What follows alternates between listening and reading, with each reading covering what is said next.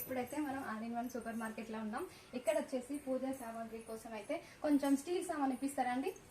తప్పనిసరిగా పెద్ద పెద్ద ఐటమ్స్ పట్టుకుంటాను మరి. అన్నీ ఉన్నాయి మూర్తుల్లో మనకి. అన్ని చూపెట్టాను. నాకైతే మా ఆయన ఈరోజు ఫుల్ పర్మిషన్ ఇచ్చిండు. తక్కువ రేట్లో ఉన్నాయి కాబట్టి అన్ని తీసుకోవచ్చు. అన్ని తీసుకోవచ్చా?